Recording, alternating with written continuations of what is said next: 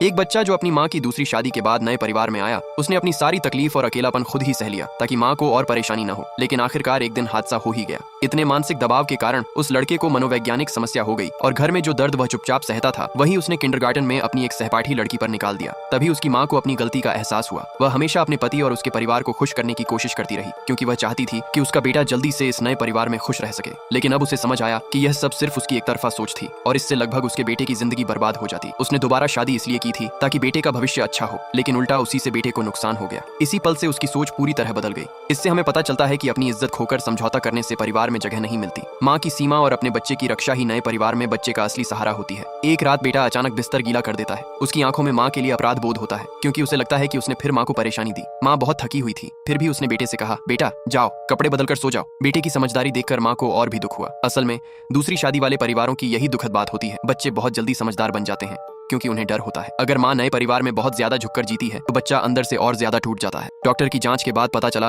कि 7 साल की उम्र में भी लड़का बिस्तर गीला करता है, क्योंकि उसे घर में सुरक्षा और प्यार की कमी महसूस होती है। डॉक्टर ने कहा कि उसे जल्दी ठीक करने का एक ही तरीका है, उसे प्यार और गर्मजोशी वाले परिवार में रखना। खासकर माँ का रवैया बहुत जरूरी है, क्योंकि माँ ही बच्चे की पूरी दुनिया होती है। डॉक्टर की बात सुनकर माँ को और पछतावा हुआ। उसने तय किया कि अब वह अपना ज्यादातर ध्यान अपने बेटे पर देगी और पहले की तरह नए परिवार को खुश करने के लिए खुद को नचाएगी। 1 साल से ज्यादा समय बाद वह पहली बार अपने बेटे को मनोरंजन पार्क लेकर गई।